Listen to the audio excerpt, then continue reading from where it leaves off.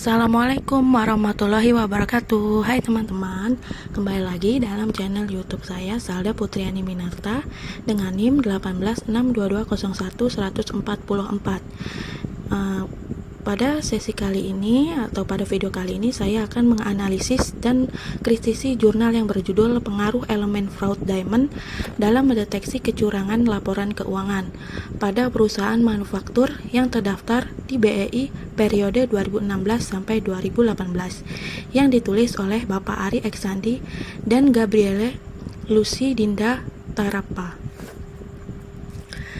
Nah, pada yang pertama yang akan dianalisis dan dikritisi adalah motivasi atau isu penelitian, research gap, dan fenomena. Yang pertama ada motivasi atau isu. Mengetahui laporan keuangan itu merupakan instrumen yang sangat penting menjadikan para manajer termotivasi untuk meningkatkan kinerja keuangan dengan cara melakukan sebuah kecurangan. Dengan begitu dapat menarik para calon investor untuk menanamkan sahamnya di perusahaannya. Yang kedua ada research gaps. Penelitian yang dilakukan oleh Anisha et al. 2016 menyatakan bahwa stabilitas keuangan memiliki pengaruh positif terhadap kecurangan laporan keuangan. Sedangkan berbeda dengan penelitian Reganis, Sari, Budiarsih, Wijaya, dan Prasto 2019 yang menunjukkan bahwa financial stability tidak memiliki pengaruh terhadap financial statement fraud. Memiliki variabel external pressure yang diteliti oleh Indarto dan Gozali pada tahun 2016 memiliki pengaruh positif terhadap fraudulent financial reporting, namun berbeda dengan penelitian yang dilakukan oleh Anissa et al. 2016 yang menyatakan bahwa variabel external pressure tidak berpengaruh fraudulent financial statement.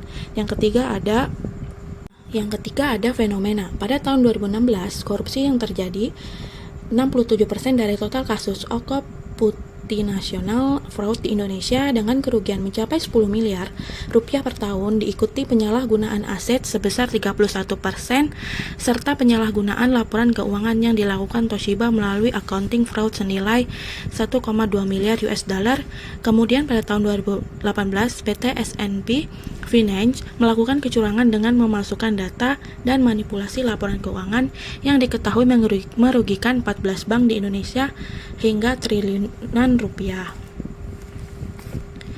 Nah, yang selanjutnya kritiknya, tidak ada kritik untuk poin yang tadi sudah dipaparkan. Penulis sudah cukup jelas menjelaskan motivasi atau isu penelitian, research gap, dan fenomena yang terjadi dengan baik. Nah, yang selanjutnya ada artikel-artikel utama dalam penelitian ini. Yang pertama akan saya bacakan beberapa artikel yang digunakan dalam penelitian ini. Yang pertama ada Skousen et al. 2008. Ada 3 faktor yang selalu hadir dalam tindakan fraud, yaitu pressure, opportunity, dan rationalism yang disebut dengan fraud triangle.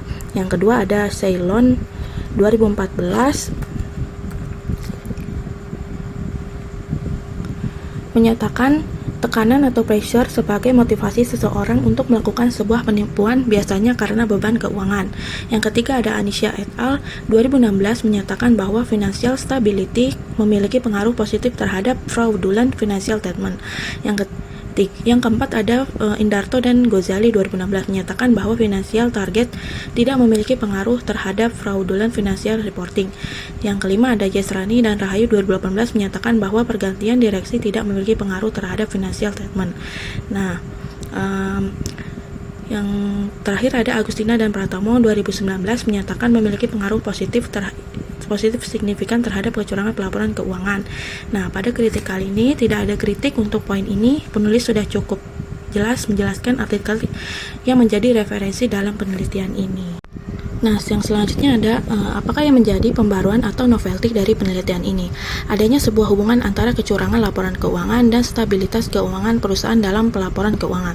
Tekanan eksternal yang berlebihan, target keuangan yang berlebihan, kondisi industri yang sebagai keadaan ideal suatu perusahaan, ineffective monitoring, opini audit, pergantian direksi yang akan tergambarkan dalam laporan keuangan. Nah, kritik pada slide ini peneliti sudah cukup jelas dalam menampilkan novelty dalam penelitian ini untuk memudahkan pembaca mengetahui keterbaruan dalam jurnal penelitian ini. Nah, yang selanjutnya ada apa reset question atau perumusan masalah dari penelitian ini. Yang pertama ada apakah stabilitas keuangan financial stability berpengaruh terhadap kecurangan laporan keuangan. Yang kedua ada apakah tekanan eksternal atau external pressure berpengaruh terhadap kecurangan laporan keuangan. Yang ketiga ada apakah target keuangan atau financial target berpengaruh terhadap kecurangan laporan keuangan. Yang keempat ada apakah kondisi industri atau nature of industry berpengaruh terhadap kecurangan laporan keuangan. Yang kelima ada apakah ineffective monitoring berpengaruh terhadap kecurangan laporan keuangan. Yang keenam ada apakah opini audit berpengaruh terhadap kecurangan laporan keuangan. Yang ketujuh ada apakah pergantian direksi berpengaruh terhadap kecurangan laporan keuangan. Nah, pada slide ini kritiknya tidak ada kritik, peneliti sudah cukup jelas dalam menuliskan perumusan masalah yang dapat membantu pembaca mengetahui masalah yang dibahas dalam penelitian ini. Nah, yang selanjutnya ada apa tujuan dari penelitian ini. Yang pertama untuk mengetahui pengaruh stabilitas keuangan atau financial stability terhadap kecurangan laporan keuangan. Yang kedua ada untuk mengetahui pengaruh tekanan eksternal atau external pressure terhadap kecurangan laporan keuangan. Yang ketiga ada untuk mengetahui target keuangan financial target terhadap kecurangan laporan keuangan. Yang keempat ada untuk mengetahui kondisi industri nature of industry terhadap kecurangan laporan keuangan. Untuk mengetahui ineffective monitoring terhadap kecurangan laporan keuangan. Yang keenam ada untuk mengetahui opini audit terhadap kecurangan laporan keuangan. Yang ketujuh ada untuk mengetahui pergantian direksi terhadap kecurangan laporan keuangan.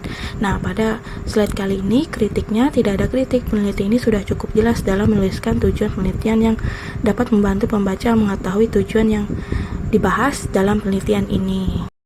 Nah, yang selanjutnya ada apakah kontribusi dari penelitian ini. Yang pertama dalam studi ini fokus pada menjelaskan hubungan antara stabilitas keuangan tekanan eksternal, target keuangan, kondisi industri, ineffective monitoring, opini audit, pergantian direksi terhadap kecurangan laporan keuangan, peran stabilitas keuangan tekanan eksternal, target keuangan, kondisi industri, ineffective monitoring, opini audit, pergantian direksi terhadap kecurangan laporan keuangan. Nah, pada slide ini peneliti hanya menjelaskan kontribusi penelitian secara implisit. Seharusnya penulis bisa menjelaskan lagi lebih detail mengenai kontribusi dalam penelitian tersebut.